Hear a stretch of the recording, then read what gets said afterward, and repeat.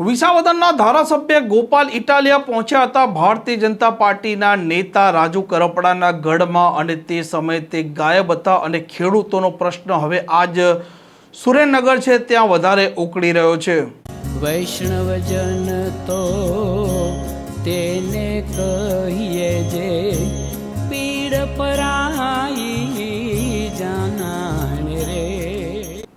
નમસ્કાર, આપ જોઈ રહ્યા છો નવજીવન ન્યૂઝ અને હું છું આપની સાથે તોફિક ગાંચી। જે પ્રકારે ખેડૂતોના નામે રાજનીતિ કરી તે રાજુ કરપડા છે તે ભારતીય જનતા પાર્ટીમાં જોડાય છે, તેમના નેતા બને છે, જિલ્લા પંચાયતના સભ્ય બને છે અને તેમના જ જિલ્લા અને તેમના વિસ્તારના આ ખેડૂતો અત્યારે તેમના ખેતરમાં જે પ્રકારે આ વીજ થાંભલા નાખવામાં આવી રહ્યા છે તેમની મંજૂરી વગર, તે મામલે તે સતત આંદોલન કરી રહ્યા છે, તે અત્યારે તકલીફોમાં છે, પીડામાં છે। રાજુ કરપડા ગાયબ છે અને તે સમયે ત્યાં પહોંચે છે વિસાવદરના ધારાસભ્ય ગોપાલ ઇટાલિયા અને ધાંગધ્રાના આ કોટ ગામમાં પહોંચ્યા બાદ કેવી પરિસ્થિતિ ઊભી થઈ છે તે જ સાંભળો। હવે જેનું અહીંયા ગામથી પહેલું ખેતર હોય ને થાંભલો જો રોડે જે જોવા ગયા એ તો આમ ગામથી પહેલું જ છે, 10 વર્ષ પછી બાંધકામ થાય એવું જ છે। 80/80 ની જગ્યામાં કોઈ બાંધકામ નહીં થાય, એ જમીન પડતર રહેશે અને આજીવન હવે એ જમીન તમારા કામની ન રહી તો એ 80/80 નો ટુકડો વત્તા લાઈન હાલી એ કોરિડોર આપણો આખો આજીવન ફેલ ગયો પેઢીઓ સુધી, એના પૈસા કોણ દેશે? અને પહેલો મુદ્દો એ છે કે આજે વળતર ચૂકવવાની વાત છે, એ વળતર છે શેનું? જમીનનું, થાંભલો ઊભો કર્યો એનું, ઝાડવાનું, ખેતીનું શેનું? કોઈ નથી ખબર આખી સરકારમાં કા વળતરની જે વાત છે 300 કે 900 છે શેનું? કોઈકને પૂછો ભાઈ 900 મળ્યું પણ શેનું? જમીનનું કે ઝાડવાનું કે વાવેતરનું કે ભાડું કે હું? અવડી આખી સરકાર હાલે છે, કોઈને ખબર જ નથી કે શેનું વળતર હાલે છે। અને વળતર શેનું તમે મને એમ કહો? મેં સરકારમાં રજૂઆત કરી છે કે વળતર શેનું? ધારો કે મોબાઈલનો ટાવર આપણી અગાસી પર ₹1 આપે છે, દર મહિને આપે છે, તો થાંભલો દર મહિને કેમ નું આપે? એક વખત 10 લાખ નથી જોતા, 20 લાખ નથી જોતા, 50 લાખ એક વખત શું કામ? તમે અમારા ખેતરમાં થાંભલો નાખ્યો, જમીન વેચાતી નથી લીધી, એનો અર્થ એ થયો કે આપણી જમીન ઉપર થાંભલો છે તો એનું એક વખત વળતર ન હોય, દર મહિને વળતર હોવું જોઈએ ભાડાના સ્વરૂપમાં। મોબાઈલ વાળો હોય કેમ દર મહિને દેશ? મોબાઈલનો થાંભલો હોય તો દર મહિને, લાઈટનો હોય તો એક વખત, તો લાઈટના મોબાઈલના થાંભલામાં ફરક હું? બે છે તો લોઢાના થાંભલા। તો મોબાઈલની કંપનીનું લાયસન્સ સરકારે આપ્યું છે, ઇલેક્ટ્રિસિટી કંપનીનું લાયસન્સ સરકારે આપ્યું, મોબાઈલના થાંભલો અહીં તો નવો વિષય જ છે, આખો દીધા વગર જ થાંભલો છે। દે તેદીની વાત ત્યારે એટલે મેં સરકારમાં આ બધી જ વસ્તુ ફેબ્રુઆરી મહિનામાં રજૂઆત કરી હતી, પણ હવે દુર્ભાગ્ય એવું કે આપણા ખેતર સુધી હિટાચી ન આવે ત્યાં સુધી આપણે જેને ગોપાલ ભલન બરાડા પાડતો એને તો નવરો છે। હું ફેબ્રુઆરી મહિનામાં રાડ્યું પાડીને આવ્યો, પણ કોણ સાંભળે કે કોક પાડો ગાંગર તો લાગે છે, ભૂખ્યો થયો હોય છે।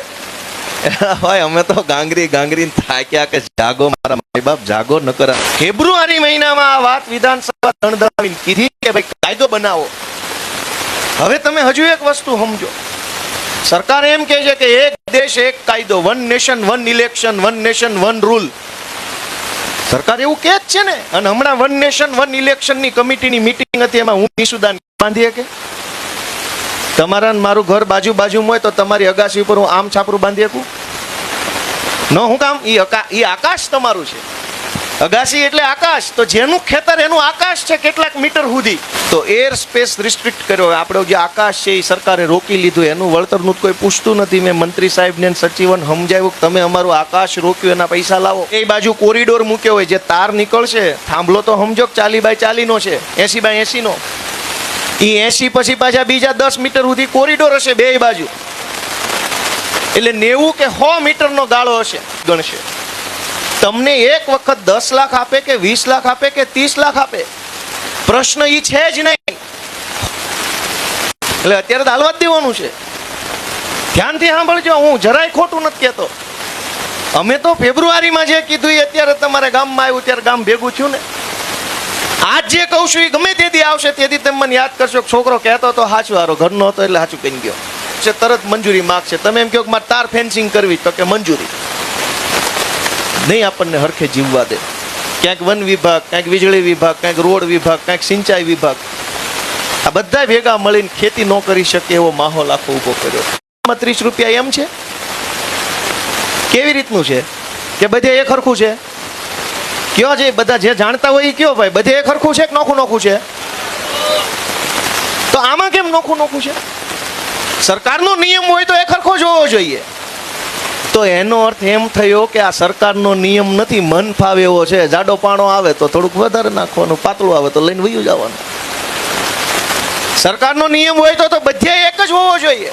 સરકારનો પગાર હોય કે સરકારનો ચાર્જ હોય કે સરકારની ફી હોય કે સરકારનો ભાવ હોય, બધું એક સરખું જ હોય. અહીંયા હું મોરબી હું કે હળવદ હું કે ધાંગધ્રા હું, છતાંય નોખું નોખું કેમ? કાંઈ નથી, જ્યાં જેવું આવ્યું એવું કરીને નીકળી જવાની વાત છે. જો અત્યારથી જ્યાં મન ફાવે એવું હાલતું હોય તો પાછળથી શું થાય?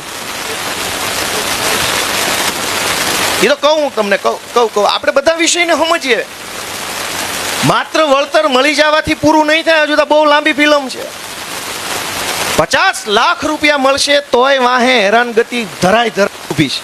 હું એ કહેવા માંગુ છું. એટલે વળતર તો લેવાનું જ પૂરેપૂરું, પણ બીજા 10 પ્રશ્નો જે પાછળ ઊભા છે એનો જવાબ કોની પાસે લેવા જવાનો, એ પણ આપણે સમજવાનું છે. અને જે કાંઈ આપણા નેતાઓ હોય, આગેવાનો, એને રિક્વેસ્ટ કરવાની છે કે ભાઈ સાહેબ બાપા, બધાય પાર્ટીના બધાય નેતા, નાના મોટા, તાલુકા, જિલ્લા, વિધાનસભાના ભેગા મળીને આનો રસ્તો કાઢો. પહેલી વાત, વિસાવદરના ધારાસભ્ય ગોપાલ ઇટાલિયા જે પ્રકારે ધાંગધ્રાના કોઠમાં પહોંચ્યા હતા, ત્યાં તેમણે આ ખેડૂતોના ખેતરમાં જે પ્રકારે વીજ થાંભલા નાખવામાં આવી રહ્યા છે તે મામલે તેમણે આક્રમકતા દર્શાવી હતી અને વિધાનસભામાં પણ આ પ્રશ્ન તે ઉઠાવી ચૂક્યા છે. આ પ્રકારના સમાચાર માટે નવજીવન ન્યૂઝ ડે ચેનલ સાથે જોડાયેલા રહો. નમસ્કાર.